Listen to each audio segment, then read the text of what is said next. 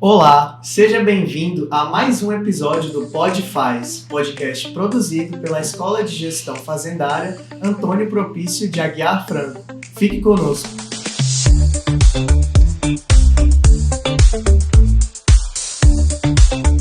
E hoje, com este novo cenário, estamos aqui para falar de um tema que é tão complexo e tão cheio de conceitos, que é a gestão do conhecimento. E para falar desse tema, trouxemos dois convidados especialistas aqui. Um deles é o presidente da Sociedade Brasileira de Gestão do Conhecimento, Fernando Fukunaga. Seja bem-vindo, Fernando. Obrigado pelo convite, é uma honra estar aqui com vocês. E também a professora da Universidade Federal Fluminense, Aparecida Laino. Seja bem-vinda, Aparecida. Obrigada, também é uma satisfação muito grande contribuir com vocês. A gente que agradece. E para começar, como de costume, a gente sempre inicia os nossos podcasts com os convidados falando um pouco sobre o tema e como esse tema surgiu e chegou na vida de vocês. Então, eu vou abrir agora espaço e vocês se sintam à vontade e falem um pouco mais sobre como este tema ele chegou na vida de vocês. Bom, no meu caso, eu estava fazendo um curso, né, de pós-graduação e reencontrei um antigo professor meu, que na época, né, isso era 2007, ele era o então presidente da SBGC, né, que é o professor Heitor José Pereira, né? E aí ele me convidou, vamos lá conhecer a associação, né? Se associa, vamos lá, vira voluntário, né? Aí, em princípio, eu não fui, né? Aí depois de um tempo, isso acho que já 2008, eu acabei indo lá conhecer, tal, não sei o quê. E a partir dali eu fui, né, compreendendo, né, que muito do que acontecia ali eu já fazia, né, em outras atividades que eu tinha desempenhado, né, no mercado, e falei, pô, que legal que isso está sendo, né, estruturado e tal, e fui aprendendo, né, fui aprendendo, aí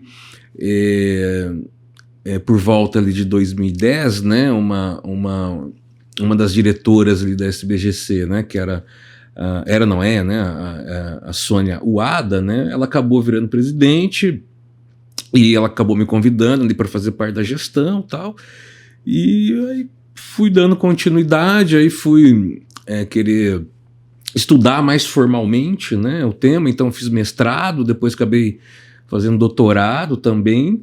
Em paralelo, sempre continuei ali na entidade, né, na associação, até que, né, num dado momento, acabei, né, me tornando ali, né, o CEO da entidade.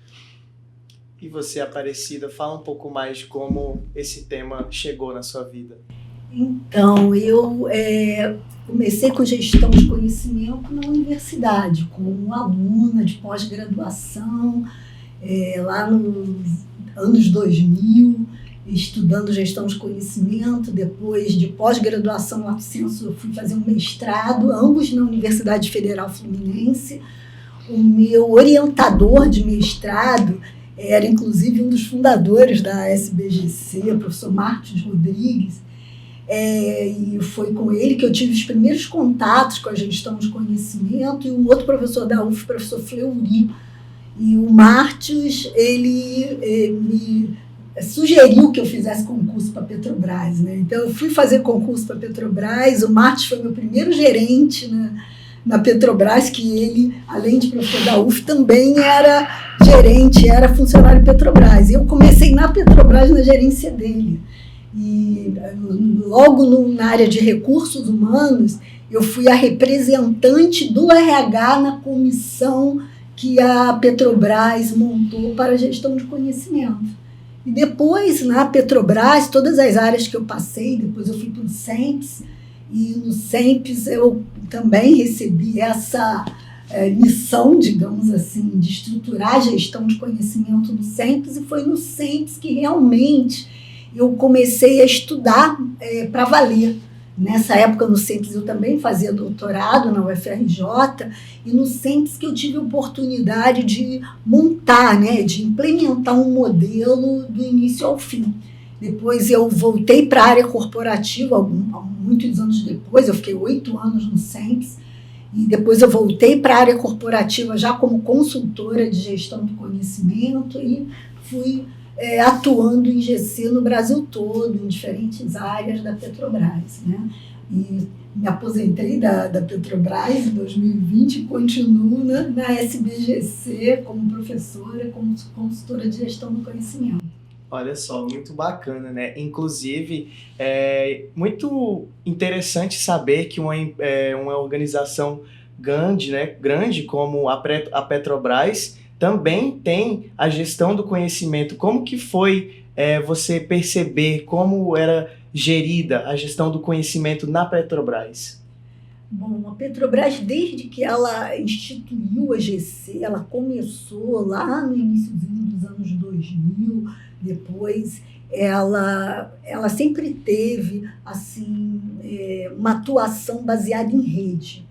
Tá? Então, a rede, que eu sempre defendo, né, como um dos mecanismos mais eficientes para você implementar, esse foi sempre o modelo de GC na Petrobras. E eu comecei, é claro, quando você começa sendo um representante da sua área numa comissão de gestão do conhecimento de uma empresa grande, é claro que nós começamos timidamente, observando outras áreas da empresa, que uma empresa grande é como se tivessem várias empresas ali juntas, né? E eu comecei observando outras áreas, até que no CEMPES eu tive a oportunidade de ser, como se diz, a coordenadora do tema no CEMPES, no Centro de Pesquisa da Petrobras, né? E ali eu tive a oportunidade realmente de montar minha própria rede, digamos assim, desenvolver alguns métodos que a área corporativa já tinha algumas práticas, e eu assim adaptei, aperfeiçoei as práticas para o CEMPES, e depois a minha contribuição acabou que ela estendeu alguns métodos que eu implantei no CEMPES foram estendidos para a empresa inteira. Mas é sempre um desafio muito grande uma empresa implementar a gestão de conhecimento, porque, digamos, cada área tem a sua realidade. Então, acho que o grande desafio é adaptar os métodos à realidade que aquela área precisa, né, aos desafios que ela tem, às necessidades ali de negócio. Muito, muito bacana a experiência. Agora uma pergunta que eu queria fazer para vocês dois. Eu queria saber, primeiramente, o que evidencia o lado humano na gestão do conhecimento, na experiência e na opinião de vocês? Olha, gestão do conhecimento é sobre pessoas, tá? Não é gestão de pessoas, tá? Gestão de pessoas é outra coisa, vai trabalhar outros processos, são outros princípios, outras diretrizes, né? Outro tipo de trabalho que é feito, né? Mas, né? Por que a gente fala que é sobre pessoas? Porque o conhecimento, ele é criado, né? Ele é transferido, ele é aplicado, né? Independente de quem é a propriedade, né? Porque aí você vai ter alguma discussão sobre isso, mas é por pessoas, né? Então quem vai aplicar conhecimento? É uma pessoa, é um indivíduo. Quem vai compartilhar a experiência, né, de anos de trabalho com alguém que tem pouca experiência? São duas pessoas, né? Então a relação, né, da gestão do conhecimento com pessoas, ela é muito próxima, né, Cida? Uhum.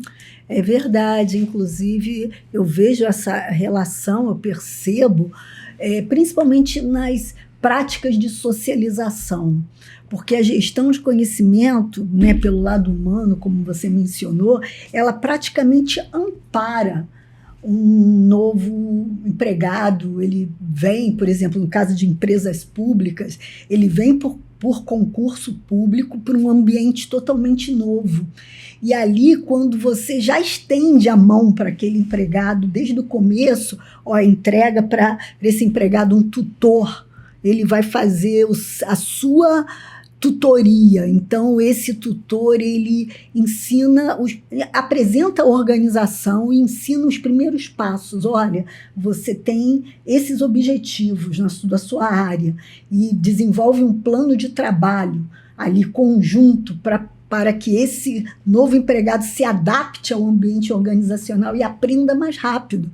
Então, no meu entendimento, por exemplo, práticas como eu mencionei, né, que é o onboarding, ou a tutoria, depois você faz um TLT, treinamento local de trabalho, rodízios técnicos, mentorias, né? O shadowing, que é o aprendizado por observação, são práticas que ela compartilham conhecimento e a pessoa que vai substituir um colega ou está entrando numa organização ou está recebendo atividades para um colega já muito experiente que vai se aposentar, essa pessoa se sente, assim, eu acredito, com um respaldo, amparado, e ela, na verdade, recebe muito mais do que o conhecimento ali da atividade, né, Fernando? Sim, com certeza. Ela cria vínculos e esses vínculos normalmente se estendem para fora da organização. E ela tende a fazer o mesmo depois. Isso, né? Exatamente. E a mesma coisa se aplica, né, em situações mais avançadas, né, onde se requer conhecimentos mais complexos. Né, a Cida falou disso na palestra hoje mais cedo também, né, quando você, né, a organização está pensando em formar a próxima geração de profissionais da organização, né, porque, como, né, a gente está falando de pessoas, então não é para sempre, né? Uma hora as pessoas vão querer buscar outras coisas, né, seja porque vai aposentar ou tem uma outra, né, uma outra missão na vida. Até alguma outra ideia profissional. Alguma outra ideia profissional, né? Que nem a gente sabe que, né, nosso colega aqui vai, né, para outra organização daqui a um tempo, né? Então, né, isso precisa ser pensado também, né? Pô, como é que eu vou fazer, né, com a próxima geração que vai entrar? Eles vão ter que aprender sozinho tudo de novo? Não. Tem, né, processos, mecanismos, né, para acelerar o aprendizado dessa nova geração, né? É claro que, né, esse pessoal mais especialista, né, Cida, eles estão numa fronteira, né, de conhecimento, né, bastante avançada. Não é isso que eles vão ensinar para esse pessoal, né? Eles vão ensinar coisas do presente, né, não coisas do futuro, né? Que aí esse profissional novo vai aprender com o tempo depois, né, Cida? E desde, assim, pela minha experiência, desde as primeiras práticas que eu implantei, quantos tutores, mentores falavam assim, poxa, eu gostaria tanto de ter tido essa oportunidade no meu tempo, porque eu sofri tanto procurando informação em diversas áreas, eu sofri até me adaptar, de entender o que a empresa esperava de mim. Então, quando você implanta várias práticas de gestão de conhecimento, insere o empregado numa comunidade de prática, onde ele pode pedir ajuda, não está dando certo, ele pede ajuda. Então, ele está ali numa rede de apoio, ele tem pontos de referência. E os próprios profissionais mais experientes... E a construção das relações, né, que ele vai... Falam, nossa, como eu gostaria de ter isso. Você minimiza um sofrimento ali que o empregado fica...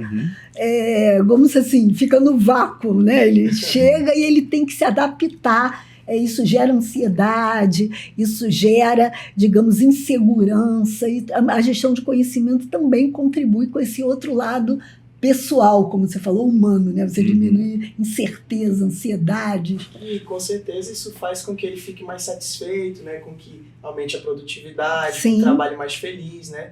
Inclusive, quando vocês estavam falando, eu assimilei que o fato do lado humano é fazer essa conexão mesmo, essa conversa, essa junção entre os colegas, para que a organização seja mais produtiva, para que a organização se acenda mais, né? E também assimilo com o fato de que uma pessoa que você conheceu na sua carreira, né, já havia conhecido o Fernando também, que também era da Sociedade Brasileira de Gestão do Conhecimento, né? Isso é uma coisa assim que realmente muito interessante, né? Mesmo a conexão antes de vocês se conhecerem, mesmo enquanto Sociedade Brasileira de Gestão do Conhecimento, vocês já estavam se conhecendo por meio de outras pessoas que já tinham começado as práticas de IGC em outras empresas, né? Isso é muito interessante.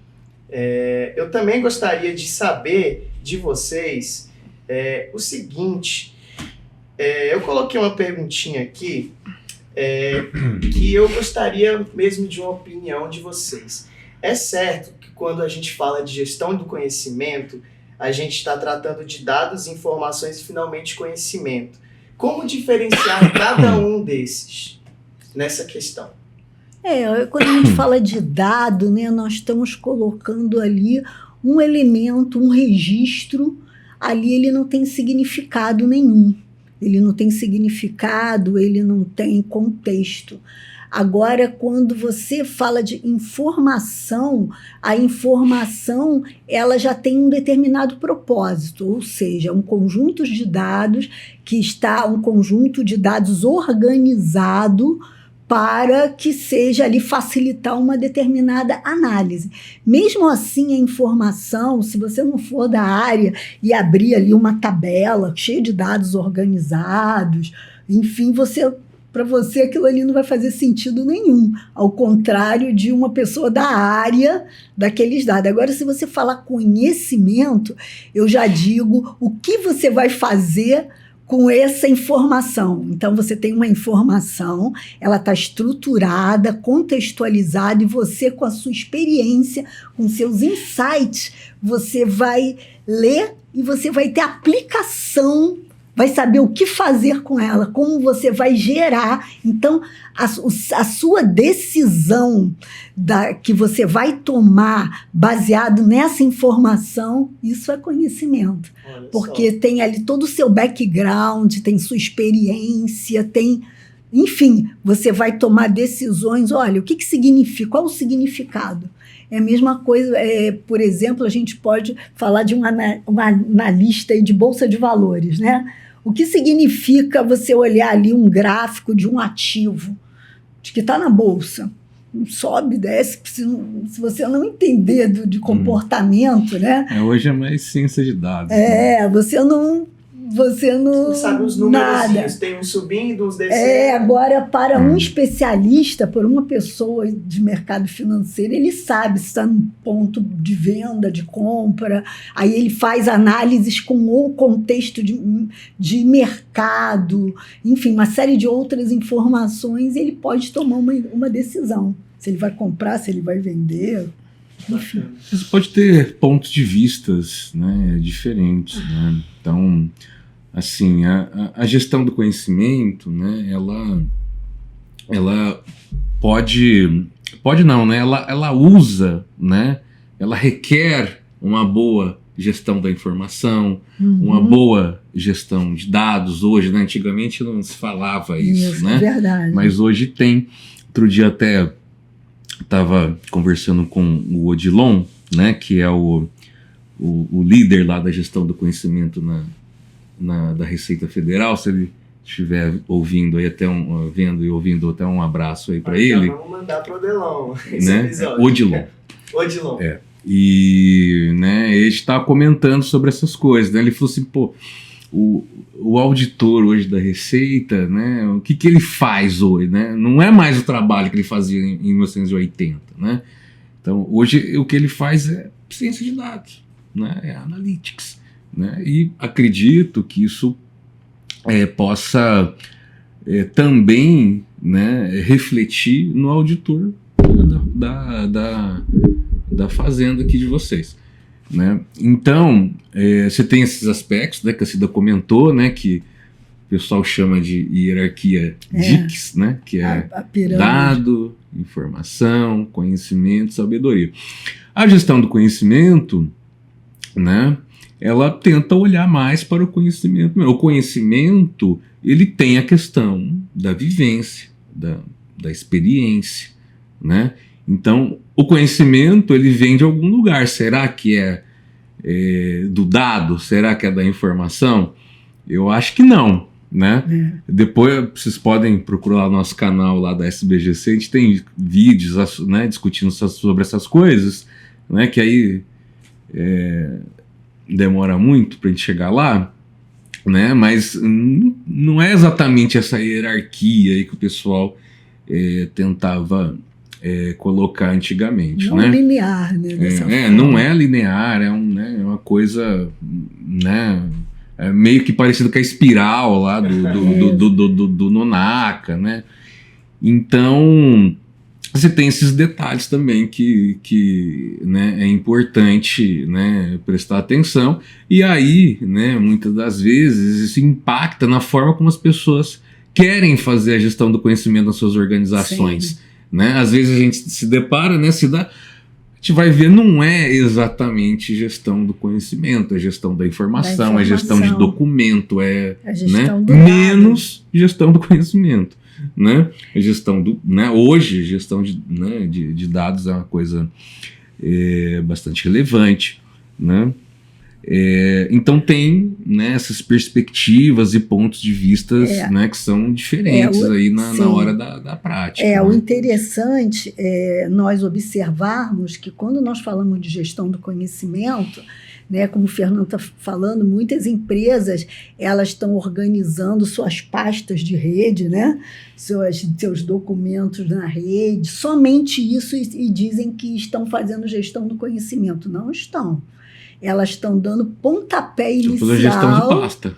É o pontapé inicial, que é organizando a informação para que seja acessada e utilizada. Agora, a gestão de conhecimento seria o quê? As equipes acessarem esses documentos, analisarem, saberem aplicar, interpretar e aplicar, tomar decisões em cima disso. Analisar a aplicação. Exatamente. E até mesmo evoluir, que esse documento, essa informação que está lá, arquivada, no momento, olha, ela não vai ser suficiente para garantir um processo de trabalho. Então, eles vão completar com as experiências dele e isso vai crescendo para a organização.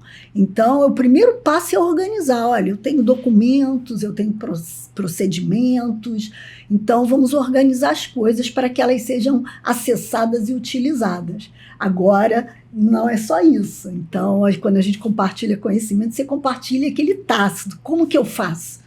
Como que eu tomo decisão? Quais são os comportamentos? Então, é tudo junto, é o pacote completo, digamos. Entendi. E assim, eu sei que também é um assunto muito extenso, mas eu gostaria que vocês dois, cada um desse um exemplo de uma prática da gestão do conhecimento e como proceder para que ela seja bem feita numa organização. Olha, tem como, né, a gente viu mais cedo hoje, né, foi transmitido, né, o evento hoje cedo, né, pelo YouTube, né, tá gravado, o pessoal pode ver lá. Tem, né, inúmeros, né, mecanismos, né, técnicas, métodos, né, práticas de gestão do conhecimento, né, tanto para trabalhar conhecimento explícito, conhecimento tácito, ou os dois juntos, né? Claro que, né, assim, somos humanos, né, e temos preferências, e às vezes as preferências nem sempre vão ser a solução, né, de um determinado problema que se tem, né? Então, indo para essa questão da preferência, de gosto, né, eu, né, gosto muito de uma prática que chama comunidade prática, né?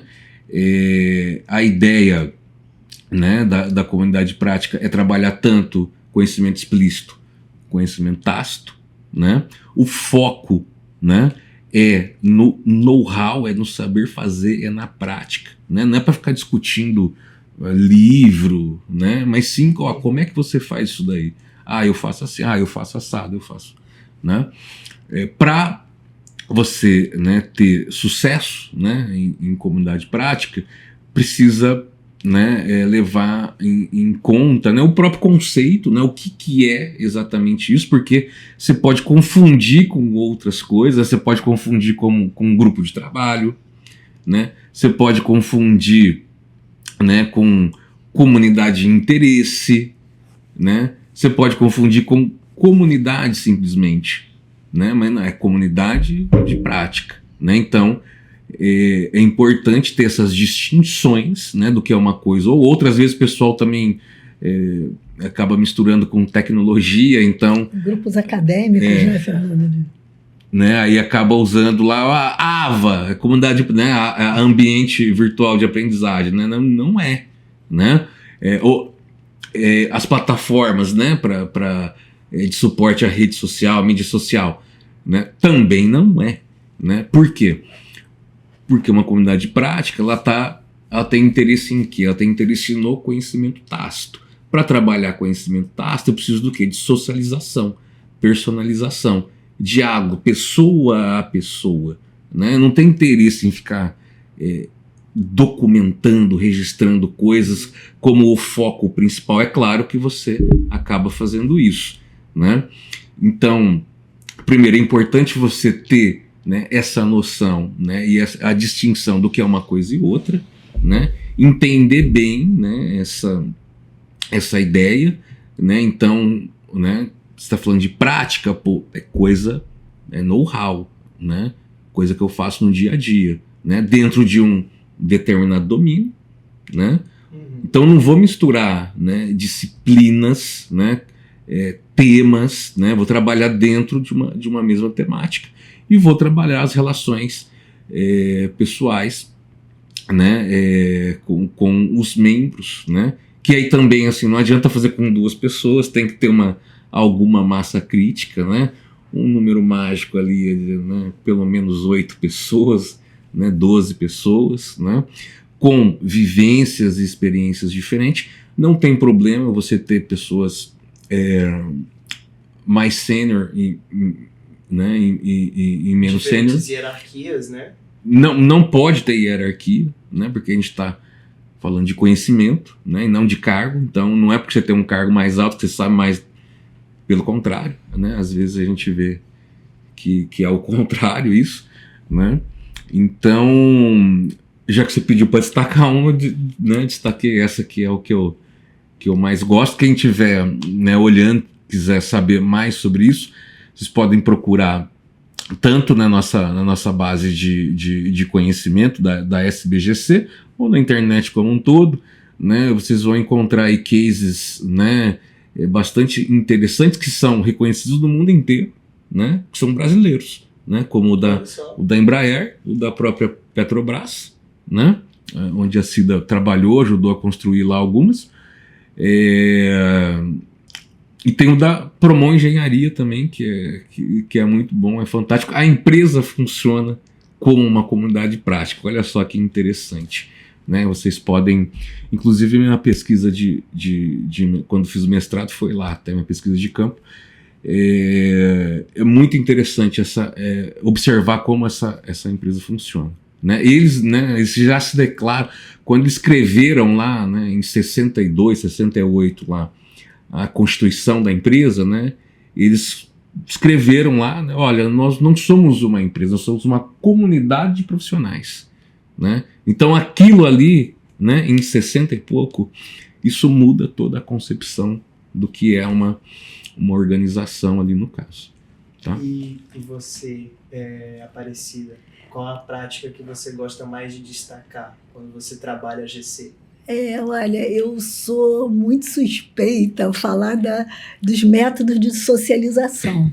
Eu sou totalmente, assim, digamos, eu sou, como se diz, defensora das práticas de socialização, como eu mencionei anteriormente, porque elas trazem esse lado humano para o compartilhamento de conhecimento tácito, tá? Eu gosto muito da própria tutoria dentro dos programas admissionais, que são o onboarding, né? O americano chama de onboarding, mas e você ter esse foco no compartilhamento do conhecimento e na aceleração da aprendizagem.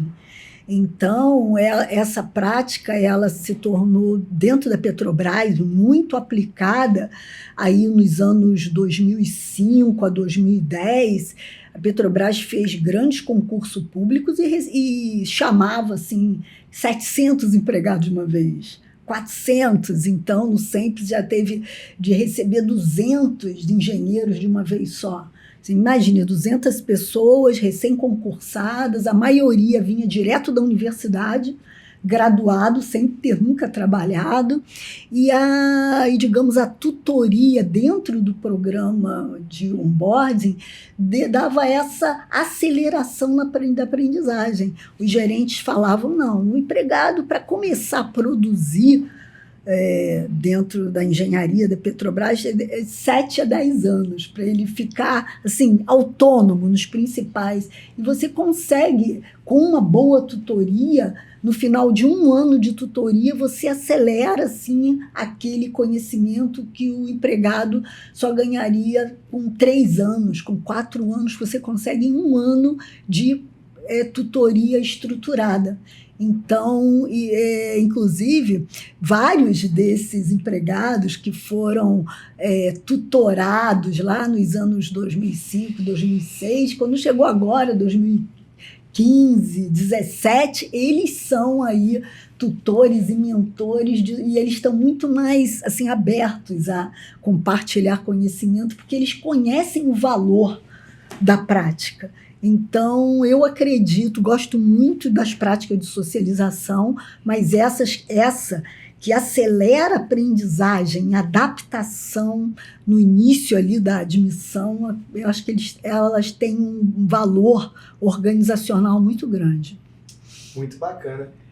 Eu queria fazer uma pergunta. É certo dizer que a gestão do conhecimento ela integra diferentes áreas, como marketing, como a economia, como a psicologia, como a sociologia? Olha, ela pode integrar diferentes áreas. Não sei se essas, tá? Uhum. Mas você tem, assim, né? A gestão do conhecimento, né? Ela não acontece de forma isolada, né, Cida? Então, ou ela necessita de parceria, ou ela precisa de insumo, né? Então, uma coisa, né, que a gente viu hoje, né? E até fiquei tirando foto lá, eu falo, não, eu vou para os treinamentos aqui para mostrar para o pessoal, né?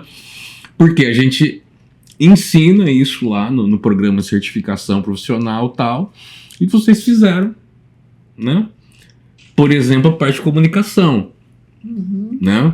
Então, a GC ela depende de uma boa comunicação, né? E, né? Então, assim, não sei se é uma questão de integração, né, Cida? É uma questão de multidisciplinariedade. Talvez mesmo, de complementariedade. Sim, sim. Né? Então, para determinadas iniciativas de GC, você precisa de gestão de projeto. Né? Para a gestão do conhecimento como um todo, você precisa trabalhar gestão de mudança. Né? Comportamento das pessoas. Gerenciamento de riscos. Né? Gerenciamento de risco. Né, Cida? Então tem... agora, a formação do campo em si, talvez você tenha algumas influências, né, Cida? Sim. De algumas disciplinas, né? E a própria gestão de conhecimento... Mas para mim, tá, gestão do conhecimento é interdisciplinar e não multidisciplinar. E ela também tende, de acordo com a aplicação dela, é lógico que ela é um processo que acontece em todas as áreas da organização. E muitas vezes, de acordo com a área que está implementando, ela adquire abordagem, um viés Jeitinho. daquele profissional, tá? Por exemplo, a gestão de conhecimento aplicada pela área de marketing, uma área principalmente de gestão e desenvolvimento de produto, é uma área que olha muito para fora, para a concorrência. Ela vai ficar um pouco com viés de inteligência competitiva. Só ao invés de você procurar acessar os documentos internos, os produtos da organização, vou olhar para a concorrência, estudar os produtos, o que o mercado oferece, como nós nos comparamos a eles. Então, vamos estudar produto da concorrência, inteligência competitiva. Se você tiver, assim, numa área que tenha, digamos, como lá o SEMP, ciência e tecnologia, desenvolvimento de tecnologia, né? Inovação tecnológica. Então você vai ter muito gerenciamento de projetos tecnológicos, que já tem certas características. Então, de acordo com a aplicação naquela área, a gestão de conhecimento ganha, assim, digamos, uma certa identidade, entendeu? Mas ela... Na área de TI. Isso. Né? Aí ela já vai ter desenvolvimento muito no desenvolvimento de software. Inclusive, a gestão de conhecimento... Muita codificação de conhecimento. O pessoal quer registrar tudo, né? Quer automatizar tudo. Acha que a inteligência artificial sozinha vai resolver tudo. Se vir de educação corporativa, universidade corporativa... A maioria das coisas é treinamento. Né? Tem um viés de treinamento, então, né, tem essa... E a gente pode fazer boas parcerias nesse sentido. Eu mesma já apliquei... Aqui não, né, na EGFAS não, porque as profissionais são certificadas pela SBGC, elas já sabem, né, que isso não pode acontecer. Mas eu mesma então, mesmo estando né, na escola fazendária... Né, são distintos. Mas várias empresas, eu mesma dentro da Petrobras, já apliquei, assim, junto da universidade corporativa, aplicar um treinamento formal em sala de aula e subsequente, como atividade subsequente, implementamos uma prática de gestão de conhecimento para exercitar, colocar em prática aqueles conceitos, aquelas teorias que foram ministradas no treinamento. Quer dizer, você pode fazer essas parcerias, né, os casamentos. E aí, de acordo com a área, vai ter um viés, né, uma roupagem ali diferente. Bacana. O papo tá muito bom mesmo, mas a gente precisa encerrar. Então... Só um detalhe antes de você encerrar. Pode falar. No começo, você falou, vamos falar de um tema super complexo que é a gestão. Eu queria deixar, né, assim, gestão do conhecimento não é complexo. Tá? Não é um tema super complexo, não é complexo, nem é o mesmo complicado, tá? Então, assim, queria que vocês, né, não vissem a gestão do conhecimento como algo complexo, porque ela não é, né? Porém, né, ela dá trabalho. Sim. Né? Então, né, líderes, chefes, precisa alocar pessoas para cuidar disso.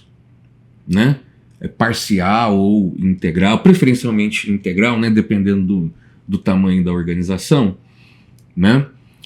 Dependendo do tamanho da organização, precisa ter uma equipe, aí sim, multidisciplinar, né? Então, conhecimento, né? Competência de gestão da informação, especialização em gestão do conhecimento, tecnologia, processos, projetos, né? Enfim, né? Aí cada contexto vai exigir, né, determinadas competências combinadas para atender, né, o business, né, daquela determinada organização, né? Então, dá trabalho. Então precisa alocar tempo às pessoas, precisa ter reconhecimento, precisa ter incentivo. Montar uma governança. Precisa ter governança. Uma rede que dê. Precisa atualizar as políticas, regras, normas da organização. Não adianta você pôr gestão do conhecimento, né, se os processos não estão de acordo, né, com o que é a gestão do conhecimento. Não incentivam a gestão de conhecimento. Não é? Então, não é complexo, gente, é simples, só que dá trabalho, precisa estudar, aprender, praticar. Precisa alocar tempo, precisa alocar gente, precisa alocar, né, equipe às vezes. né? Não vai aparecer sozinho. Não tem mágica, né, Não Fernando? tem mágica, né? E às vezes, né, essa ideia, né, do complexo acaba sendo um escudo, né, para não fazer, né, do que fazer. Tá só esse detalhe, me perdoe, sei que você... Que é isso, foi ótima a palavra. Inclusive, ela ia quase que um pouco de acordo com o que eu ia pedir para vocês nesse finalzinho.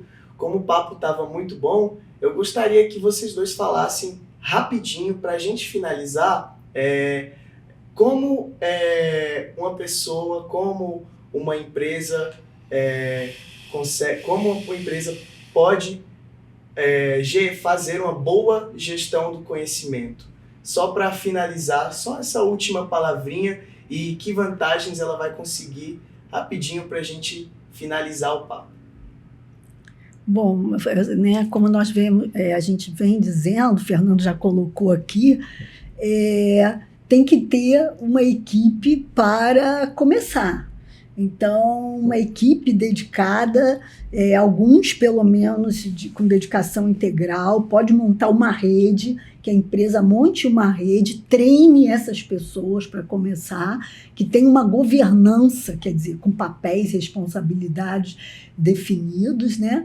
E se eu fosse falar como começar, a minha sugestão é que comece pequeno. Então, faça pilotos, mas tenha uma equipe para treinar as pessoas. Faça pilotos, comece pequeno, para que essa equipe que está sendo treinada ela consiga ganhar confiança, mas tem comunicação, liderança, uma equipe capacitada, né, com papéis, responsabilidades, governança, são essenciais para qualquer tipo de organização. Bom, eu acho que assim, né, uma dica aí que eu daria, né? A gente está falando de gestão do conhecimento, certo? Então a gente trata do conhecimento. Então, acho que é importante conhecer a organização que você está, né? Como é que sua organização funciona, né? O que ela entrega, né? Por que ela existe, né? Essa organização, né? Qual é a cultura, né, que a gente está inserido, né? Então, primeiro entender, né, o lugar que a gente está, como é que funciona, quais são né, como é que são os líderes, processo de liderança, né? O tamanho, né, também influencia um pouquinho, né? Às vezes eu não vou ter tamanho para formar uma rede, né? Vou ter ali, né, multiplicadores, facilitadores, mas talvez não chegue a ser uma rede, né, na concepção do termo, né, do conceito e tal. Mas eu preciso ter lá a pessoa para me ajudar. Treinada. Né? Se eu for um órgão público, né, pequeno, uma secretaria pequena, né, talvez eu não consiga colocar uma pessoa full time. Mas, vamos colocar part-time. Né? Mas não é 10%, pelo menos 50%. Né? Foi significativo, né? Exato. A pessoa precisa trabalhar. Né? Como é que ela vai mapear conhecimento da organização com 10% do tempo dela? Ela vai terminar quando? Isso daqui a 5 anos. Né? Já não adianta mais, os conhecimentos já passaram, já mudaram, já são outros. Né? Então acho que entender onde né, cada um está, o que faz, o que não faz, né? Isso vai te ajudar a começar a tomar essas decisões, né? Por onde eu vou começar? Vou começar com um piloto aqui, né? Eu vou gerar um resultado aqui que vai ser significativo para essa razão de existir da organização. É isso que vai brilhar o olho. As necessidades, né, Fernando? As necessidades. Porque outro ponto interessante, né? Gestão do conhecimento é meio, né? Não é fim, né? Então, tende-se, né, a dar menos brilho para a gestão do conhecimento. E tudo bem, é isso mesmo, ela é meio. Né? Mas ela é um meio que tem, né, um grande potencial aí de gerar resultado, impacto, né, para a razão de existir de uma determinada ou outra organização, né? Então, eu pensaria um pouco assim, tá? Perfeito, então. Foi uma ótima forma de finalizar. Eu agradeço demais ao tempo de vocês, as palavras, a disponibilização que vocês deram para participar aqui do episódio do Podfaz. E a gente fica por aqui. Muito obrigado você que assistiu e acompanhou até agora. E é isso. Tchau, tchau.